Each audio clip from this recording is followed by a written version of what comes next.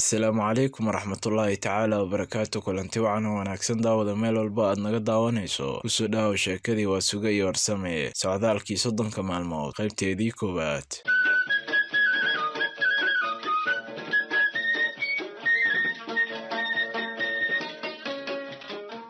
waa suge waa nin caan ah kuna nool degmada Jowhar. waa 60 jir itaal u dhashay. waxaa lixaada u dheer waa dadka ayna da'da dhabankooda ka muuqan. waa suge waa culimo dhajir aftahan ah, wuxuuna ku soo barbaara lo iyo beer kuwaasoo ay nolosha qoyskiisaba ku tiirsan tahay. wuxuu degan yahay meel gelin socod u jirta magaalada Jowhar, aad ayaana loogu yaqaanaa loogana tixgeliyaa gobolka Shabeellada Dhexe ee uu ku nool yahay. waa suge wuxuu goostay inuu socdaal gaaban ku gaaro Xamar si uu u soo fushado amuuro yaryar oo la xiriira baahida qoyskiisa. waa barqo la kala agaasimay ilmihii iyo xoolihii. waayeelka reeruhuna wuxuu isku diyaarinayaa howl maalmeedkii beeraha. waa suge maanta ayuu baxayaa, wuxuuna la dardaarmayaa oo ilninka la taagan yahay aafadiisii muslimo. halka uu hooskiisa subax ku dhammaado waxaa ku ciyaaraya daagooskii muslimo oo 5 jir ah. wiilka dhankiisa bidix waxaa ku xiran weylo ay lo-i ka sooftay, yeertooda isdabajooga ahna ay ismaqli la yihiin. waa suge iyo aafadiisu muslimo waxay taagan tahay qaarka gudihiisa iyadoo cuskanyaambo ay beerta u soo qaadatay. waxay si xiise leh u dhagaysanaysaa waa suge oo kala ballamaya reerka. muslimo waxay iyaduna markeeda ku adkaysanaysaa duqa fariimo u gaar ah baahideeda dumar. mar hadduu odagii magaalada tagayo, duqii iyo aafadiisii oo weli dardaarmaya ayaa waxaa yimaadeen rag Jowhar ku socda oo ay waa suge ballansanaayeen inay isla jid maraan. halkaas ayayna iska raaceen. wixii ay socdaan kushtaraaraan keliyana ka tallaabaanba goor duhur ah dabayaaqadiis ayay raggii tageen magaalada Jowhar. kadib marka odayaashii la shaxaabay, waa suge wuxuu si toos ah u aaday suuqa baabuurta. wuxuu ku beegmay baabuurtii Xamar oo goor hore baxday. nasiib wanaag in dhowr ah markuu taagnaa waxaa kaalgacyo ka yimid baabuur Xamar u socda. dhowr qof ayaa halkaana ugu degay si sahlan ayuuna waa suge kursi ugu helay.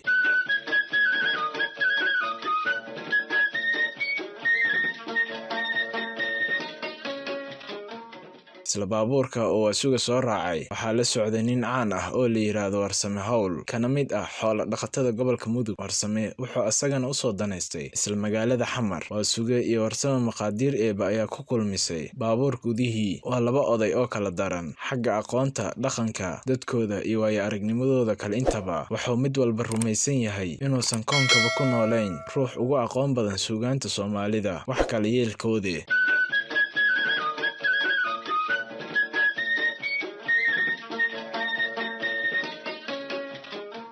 taasi waxaa inoogu dhammaaday qaybtii koowaad ee sheekadii waa suge iyo warsame socdaalkii 30 maalmood.